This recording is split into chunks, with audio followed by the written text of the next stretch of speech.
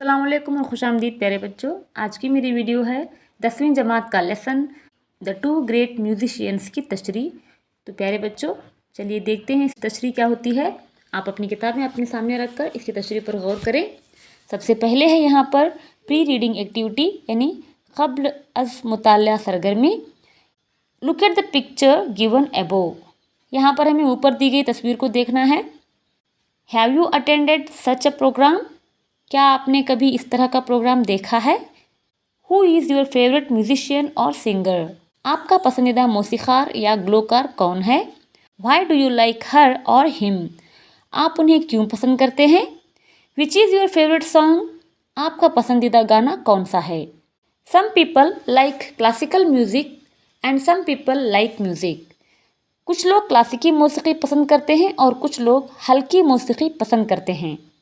In India we enjoy Hindustani music in the north and Carnatic music in the south. Hindustan में हम शुमाली हिंदुस्तानी मौसीकी और जुनूब में कर्नाटकी मौसीकी से लुत्फ़ अंदोज़ होते हैं। In Carnatic music Shrimati M S. Subbulakshmi has been called the nightingale of India. Karnataka मौसीकी में श्री माता सुब्बलक्ष्मी को हिंदुस्तान की बुलबुल कहा जाता है। Shrimati M S. Subbulakshmi, Shri Mata M.S. Subbulakshmi. The one-line communique of the then President K.R. Narayanan that the President is pleased to award the Bharat Ratna to M.S. Subbulakshmi was greeted by doyens of Indian music. उस वक्त के सदर K.R. Narayanan के एक जुमले वाले बयान के सदर को श्री M.S. सुब्बलक्ष्मी को भारत रत्न देने की खुशी है। तो ये बयान हिंदुस्तानी मौसीकी के अजीम शख्सियात ने खुशी से खुशामदीद कहा था। इस बयान को she was in fact the first musician to be awarded this distinction. वो दरअसल इस एजाज़ से नवाजी जाने वाली पहली मौसीकीकार थीं। When the president spoke to her over the phone before making the announcement, eyewitnesses said MS was rendered speechless. जब सदर ने ऐलान करने से पहले उनसे फ़ोन पर बात की तो चश्मदीद गवाह यानी आईनी शाहिदीन का कहना है कि MS को हैरत हुई और वो लाजवाब रह गईं। However, her moment of joy was tinged with sadness as she had lost her husband Tyagaraja Sadashivam, a freedom fighter, just a couple of months earlier. ताहम उनकी खुशी का लम्हा गम से भर गया क्योंकि उन्होंने अपने शोहर त्यागराज सदाशिवम एक आज़ादी के जंगजू को चंद माह कबल ही खो दिया था। Prominent personalities in the field of classical music congratulated her on being conferred the highest civilian award. क्लासिकी म्यूज़िक के मैदान में नुमायां शख्सियात ने उन्हें आला तरीन शहरी एजाज़ से नवाजा जाने पर मुबारकबाद दी। Renowned vocalist Pandit Jasraj said the event was a moment of glory for classical music in the golden jubilee year of India's independence. मशहूर ग्लोकार पंडित जसराज ने कहा कि ये वाक़या हिंदुस्तान की प्लैटिनम जुबली साल में क्लासिकी मौसीकी के लिए फ़ख्र का लम्हा है। Doyens of Karnataka music Simmanguди Srinivas Iyer expressed joy over the award, saying, "The music world and Tamil Nadu have been honored by the decision." Karnataka मौसीकी के शख्सियत सेम्मनगुडी श्रीनिवास अय्यर ने एजाज़ पर खुशी का इजहार करते हुए कहा कि इस फैसले से मौसीकी की दुनिया और तमिलनाडु को एजाज़ मिला है। M.S. Subbulakshmi was born on September 16, 1916. She gave her first recital at the tender of age of 10 when she was asked to sing at the wedding of a friend of the family in Madurai. M.S. Subbulakshmi 16 सितंबर 1916 को पैदा हुई। उन्होंने अपनी पहली recital यानी गाना 10 साल की उम्र में दी जब उन्हें मदुराई में ख़ानदान के एक दोस्त की शादी में गाने के लिए कहा गया। Her seemingly effortlessness music was rooted in technical mastery, ceaseless practice, restraint and constant self-appraisal. उनका बज़ाहिर बेतकल्लुफ़ मौसीकी फ़नी महारत, मुसलसल मश्क, ज़ब्त और मुसलसल ख़ुद तशख़ीस में जुड़ी हुई थी। No other artist had been as successful in blending the intuitive and the reflective elements of art. किसी और आर्टिस्ट ने फ़न के गुर और अक्कासी करने वाले अनासिर को इतना कामयाबी से नहीं मिला सका। MS was the first woman recipient of the Sangeet Kalanidhi, a title, and the first one to popularize Carnatic music in North India and in the West. MS संगीत कला निधि का खिताब हासिल करने वाली पहली खातून थी और शुमाली हिंदुस्तान और मगरिब में कर्नाटका मौसीक़ों को मकबूल बनाने वाली पहली खातून थी। On one celebrated occasion, Mahatma Gandhi requested her to sing his favorite bhajan for him. MS had won many awards and accolades. एक मशहूर मौके पर महात्मा गांधी ने उनसे अपना पसंदीदा भजन गाने का मुतालबा किया। MS ने बहुत से अवार्ड्स और एजाज़ात जीते थे। She was called Nightingale of India and was awarded Bharat Ratna in 1998. उन्हें नाइटिंगेल ऑफ इंडिया कहा जाता था और 1998 सन ईस्वी में उन्हें भारत रत्न से नवाजा गया। MS breathed her last on December 11, 2004 at Chennai. MS ने 11 दिसंबर 2004 को चेन्नई में अपनी आखिरी सांस भरी। Lata Mangeshkar. Any account of Indian playback music must start and and with Lata Mangeshkar. Hindustani playback music का यानी पीछे गाने वाली मौसीक़ी का कोई भी अहवाल लता मंगेशकर से शुरू और ख़त्म होता है। Born on September 28, 1929 at Indore, Lata Mangeshkar has been active in all walks of Indian popular and light classical music in Indore में 28 सितंबर 1929 सन ईस्वी को पैदा होने वाली लता मंगेशकर हिंदुस्तानी मकबूल और हल्के क्लासिकी मौसीक़ी के तमाम शोबे में सरगर्म रहीं। हैविंग संग film songs, ghazals, bhajans and pop, फिल्मी गाने, गज़लें, भजन और पॉप गाई हुई हैं।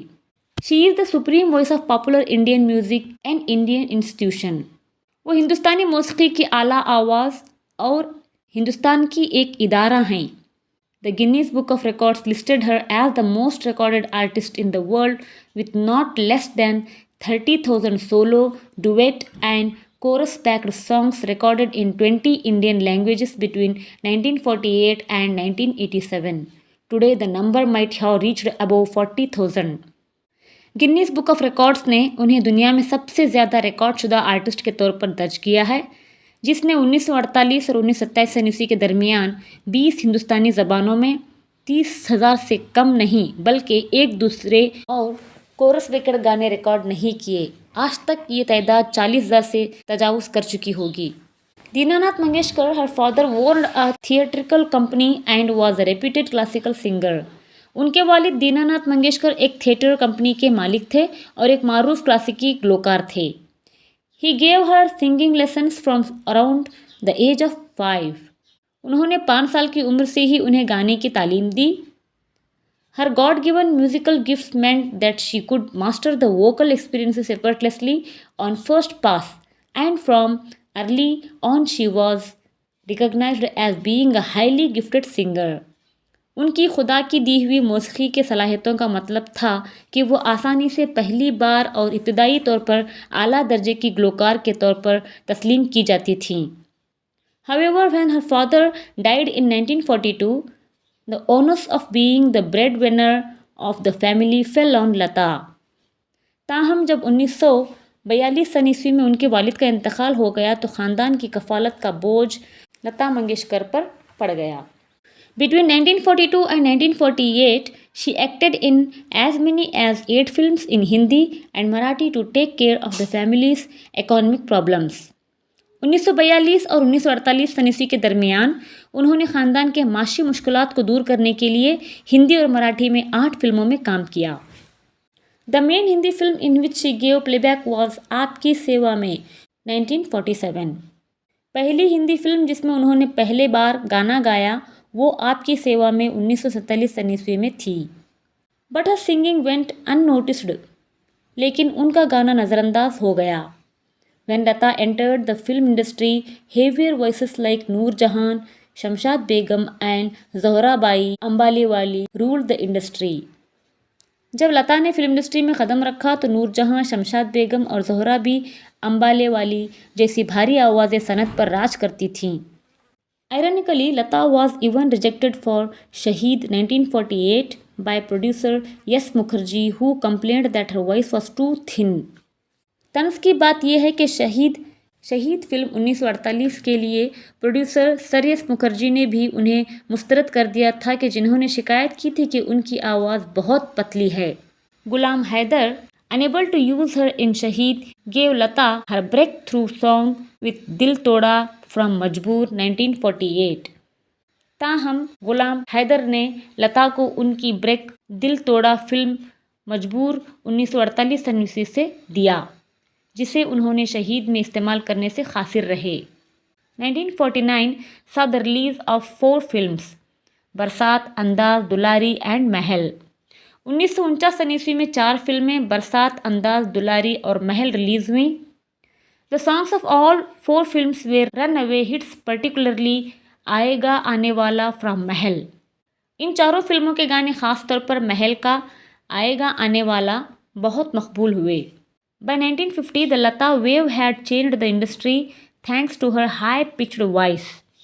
1950 तक लता की लहरों ने उनकी बुलंद आवाज़ की बदौलत सनत को बदल दिया था। Asha Bhosle too came up in the late 1950s and the two sisters were the queens of Indian playback singing up to the end of 20th century।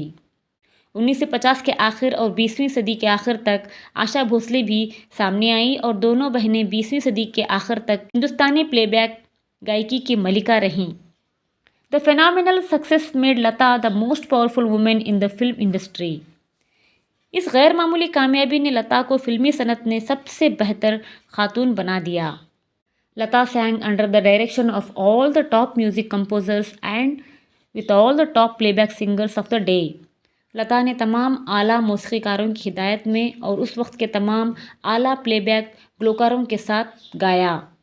The 1960s and 70s saw Lata go from strength to strength. 1960 और 70 की दहाई में लता की तरक्की जारी रही। Lata Mangeshkar is in fact that are rare artist who has realised her search for excellence. हकीकत में लता मंगेशकर वो नायाब फनकार हैं जिन्होंने अपनी जस्तुजू को शराफत तक पहुंचा दिया। A Phalke Award winner for her contribution to Indian cinema, Lata was also crowned with another jewel, India's highest civilian award, the Bharat Ratna, conferred on her in 2001। Hindustani cinema में उनके किरदार के लिए लता को दादा साहब फाल्के अवार्ड से भी नवाजा गया। उन्हें एक और इनाम से भी नवाजा गया, हिंदुस्तान का सबसे बड़ा शहरी एजाज़ भारत रत्न, जो उन्हें 2001 में दिया गया। तो प्यारे बच्चों, ये था इसकी उर्दू तशरीह। इसको अच्छी तरह समझें और याद रखें। अल्लाह हाफिज़।